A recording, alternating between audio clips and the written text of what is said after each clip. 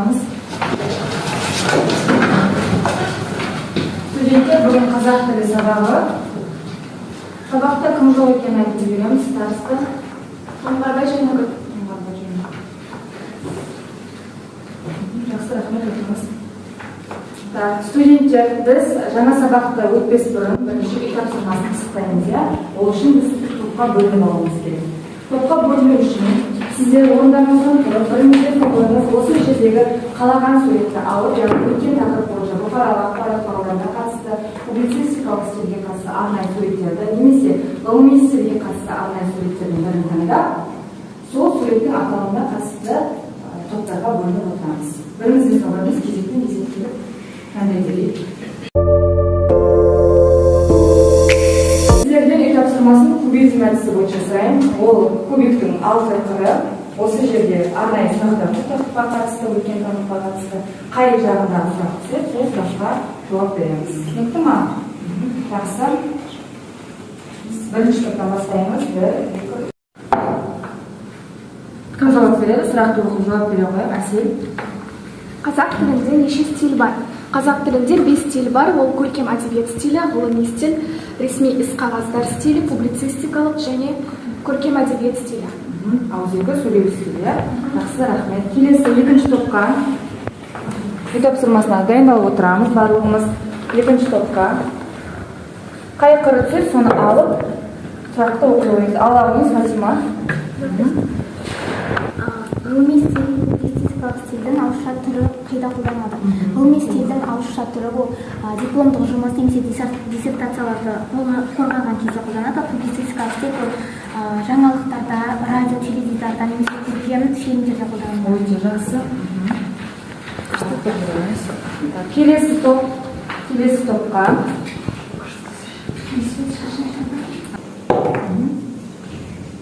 Айдем, сіздің алдыңызға түскен екен, жауап береміз. Қандай сұрақ? Публицистикалық стильде қандай мәтіндер жазылады? Публицистикалық стильде мақала, газет, журналдағы мақалалар, ақпаратты хабарлар жазылады. Келесі бірінші топқа тілшілерге.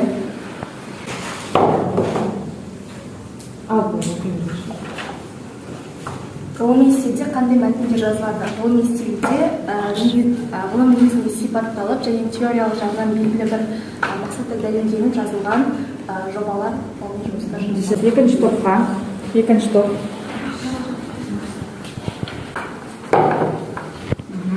Айда, Ақмарал.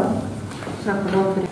Ғылыми стильдің ерекшелігі неде? Ғылыми стильдің ерекшелігі термин, анықтама, ол жақта нақты сөздер тура мағынасында жазылған қолданылады, жазылады. Жақсы, рахмет.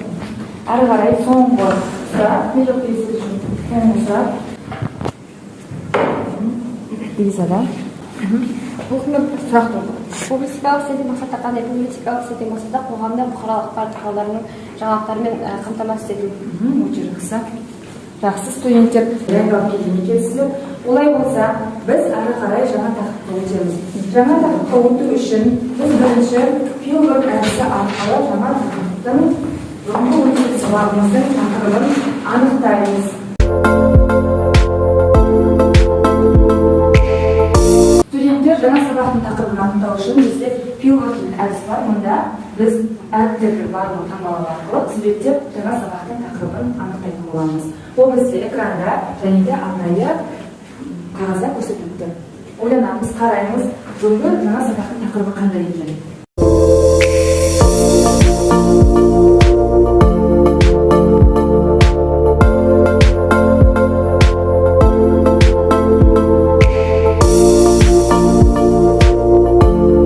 Студенттер, бүгінгі біздің жаңа сабақтың тақырыбы сөзжасамдық тәсілдер. Олай болса, дәптерімізді ашамыз, қарашаның 11-інде жазамыз, сөзжасамдық тәсілдер.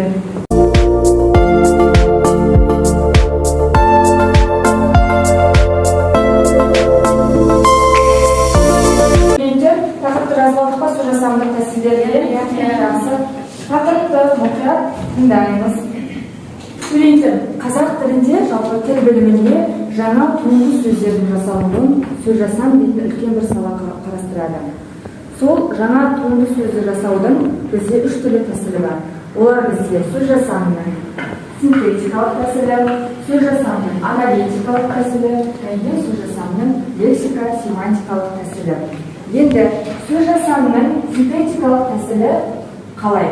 Яғни синтетикалық тәсіл арқылы қазақ тілінде жаңа туынды сөздер қалай жасалады?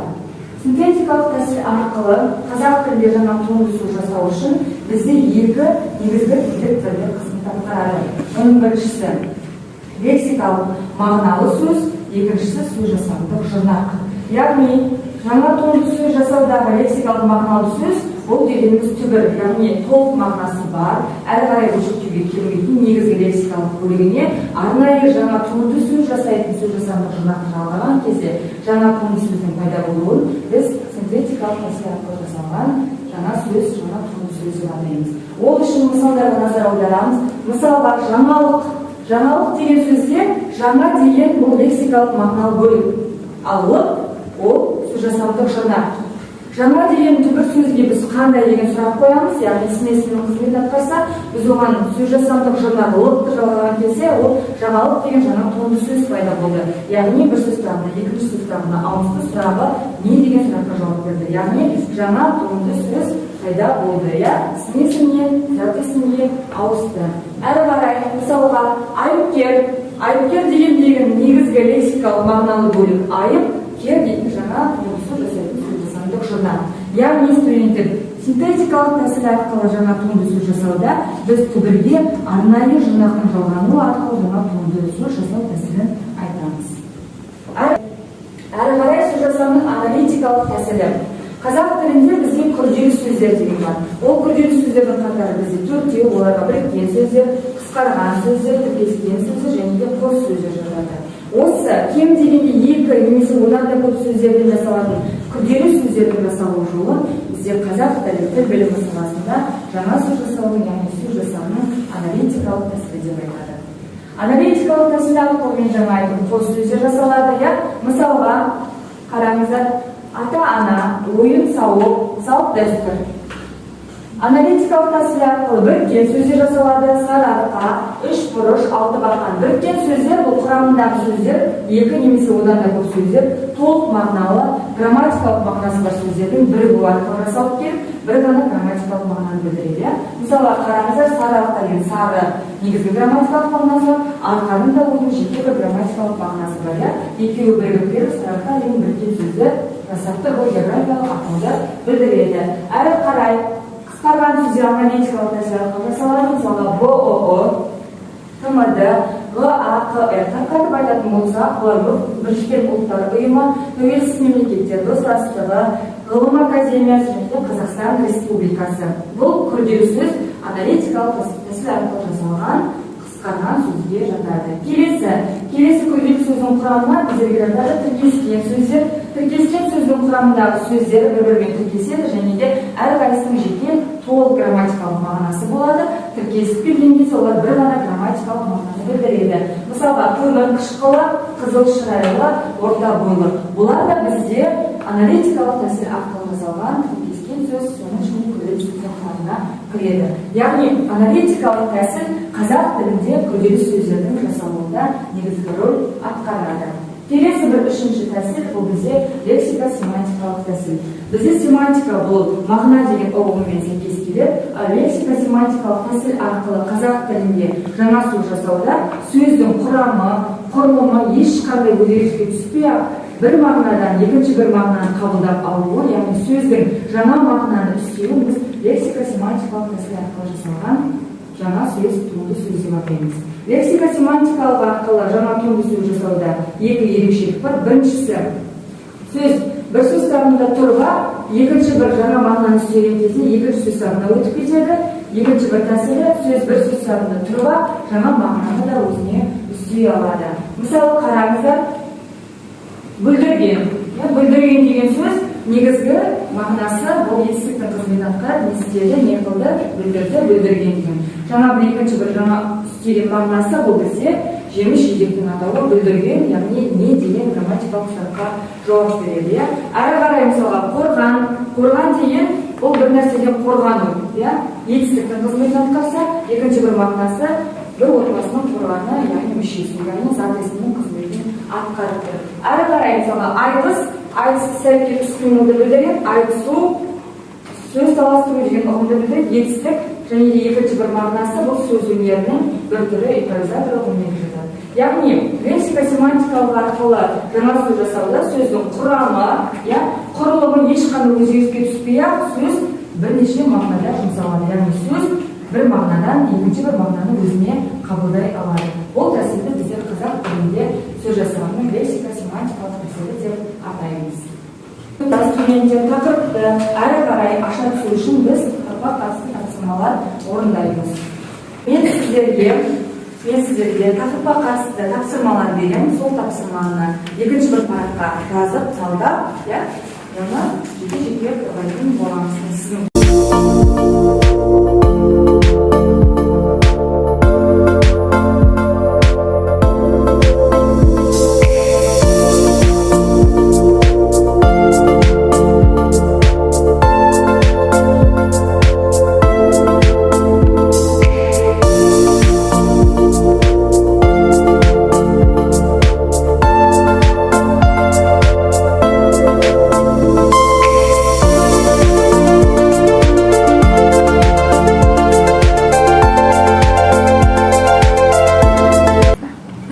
Сөз табы зат есім, сөз жасамдық тәсілі аналитикалық тәсіл, күрделі сөз қос сөз, синонимі саптысты.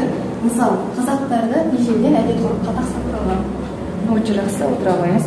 Келесі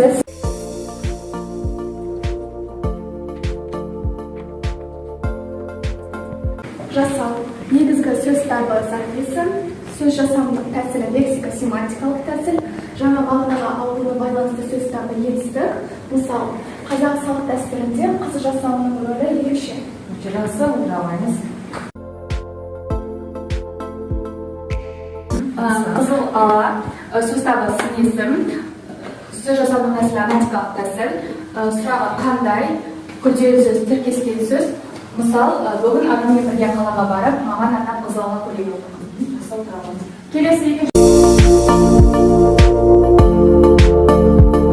айтыс, сөз табы етісті, жаңа мағынаға алуына байланысты сөз табы зат есім, сөз жасамдық тәсілі лексика-семантикалық. Мысал, айтыс халық ауыз әдебиетінің ерекше бір түрі.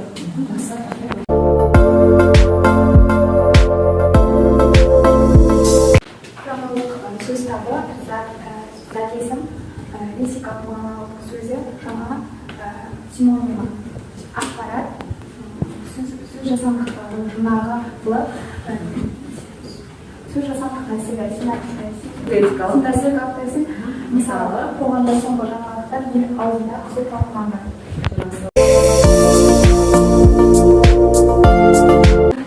Қаламгер сөз табы зат есім, сөз жасамдық тәсілі синтетика, лексикалық мағынасы қалам, сөз жасамдық жұрнағы кер, синонимі жасуша. Мысалы, қазақ қаламгерлердің шығармалары әлемдегі оқырмандарды көңілінен шығуда. Өте жақсы, мысалдарыңыз өте керемет, жақсы отыра қойыңыз. Солай болса студенттер бірінші тапсырманы мағынаны тану бойынша жасалады. Әрі қарай екінші кезең, екінші тапсырма бұл кезде пазл әдісі арқылы тапсырманы орындаймыз. Әрбір картаның ішінде қағаз қиындылары бар. Сол қағаз қиындысын мына параққа кірелеп, суретін шығарып, сол суретке қатысты мәтін құрастыратын боламыз.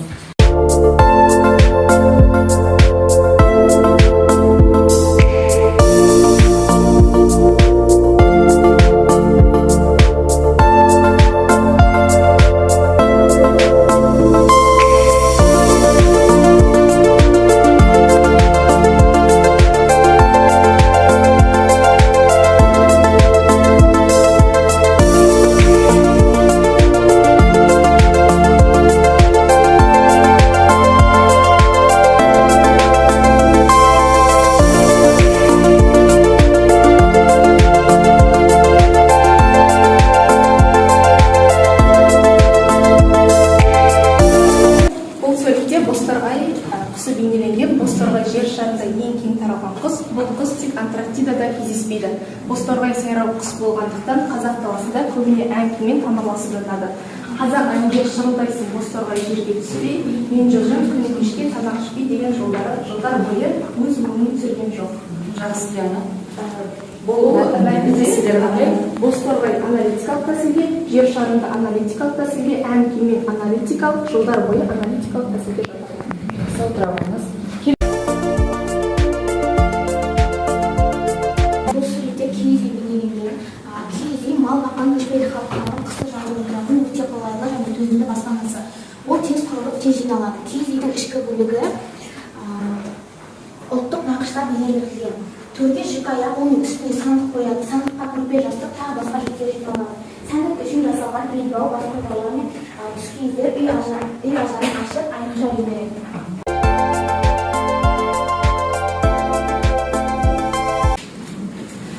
Суретте жайлау бейнеленген. Қазақтың маусымға қарай көші-қоны жайлау, күзеу, қыстау, көктеу деп аталған. Соның ішінде жайлау жазғы қоныс, жайлауда суы мол, шөбі шүйгін, маса суына шыбын-шіркей аз жерлерден таңдайды. Жазда жайлаудың шөбі жақсы өседі. Қыста арықтап шыққан малдар жайлауда жайылып, семіреді. Қазақ елдің дәстүрлі жайлауы сарыарқа атырабы. Жақсы. Мәтіннен сөз жасам тәсілдерді ажыратамыз. Көші-қоны аналитикалық тәсіл, қыстау аналитикалық тәсіл, шөбі шүйгін, маса суына шыбын-шіркей аналитикалық тәсіл, сарыарқа аналитикалық тәсіл, қазақ елі аналитикалық тәсіл. Жақсы, отырамыз. Жақсы, студенттер таза әдісі бойынша мәтіндерді талдадық. Әрі қарай біздер сөз тізбе бойына қарай өтетін боламыз. Ол да біздің тақырыпты әрі қарай жеткізуге түсуімізге қатысты. Жақсы. Тапсырма бізде сөз тізбе бойына арқылы анықтаймыз. Мен сіздерге қазір сөз жасамында тәсілдің бір түрімен жасалған сөзді жазамын. Сол сөздің соңғы дыбысы арқылы сіз келесі сөзді бастырып жазасыздар. Сіздер жазған сөздің барлығы бізде сөз жасамның аналитикалық, синтетикалық, лексика, семантикалық тәсілдері арқылы жасалынып тұруы қажет. Түсінікті ма?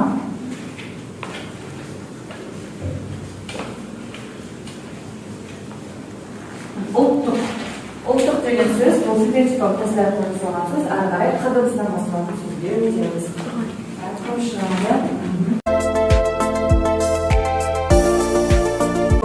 Бұл қандай тәсіл арқылы жасалған сөз? Лексика семантика.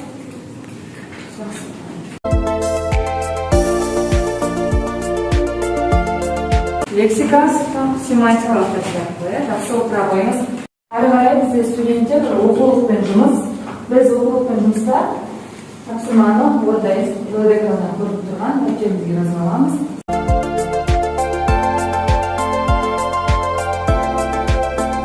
Тапсырманы аяқтап болсақ, студенттер кім орындайды, кім айтады? Тапсырма. Бірінші, біздің шаңыраққа да келіңдер. Бұл жерде шаңыраққа деген сөз екі мағынаға ие, лексика семантикалық тәсіл бойынша жасалған. Екінші, жер болмау, ұяттай. Бұл жерде жер деген кәдімгі жер және ұят деген сөз. Сөз болып жүрмесін. Бұл жерде сөз лексика семантикалық тәсілдер болады. Алтыным, ақылым айналдым. Бұл жерде алтыным сөзі лексика семантикалық тәсілдер болады. Алыстан қандай болды. Бұл жерде қарасы лексика семантикалық тәсіл арқылы жасалған. Жақсы, отырамыз. Бізде ең соңғы кезеңдердің бірі бұл бізде кері байланыс. Бұл кері байланыс кезеңінде үйір әдісін қолданамыз. Бұл әдісте сіздер бүгінгі сабақ бойынша өткен тақырыптарға бойынша бір-біріне сұрақ қойып, екінші бетіне жауап жазасыздар. Түсінікті ма?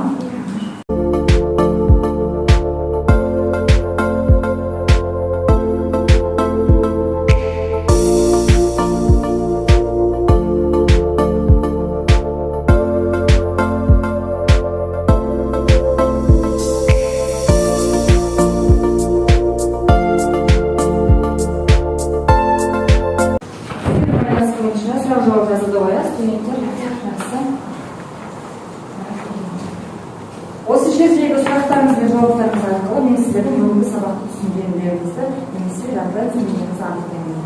Жақсы, рахмет. Енді студенттер сабақтың соңына келдік. Бізде сабақтың соңы бұл бағалау әдісі. Бағалау әдісін біздер бас бармақ әдісі бойынша анықтаймыз.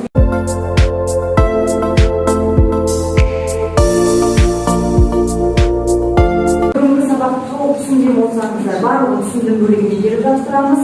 Бас бармақ әдісін тұратылай түсінген болсаңыз, екінші бөлікке әкеліп жапсырамыз қатарына, ал сабақты түсінбеген болсаңыздар, үшінші қатарға әкеліп жапсырамыз. Сабағымыз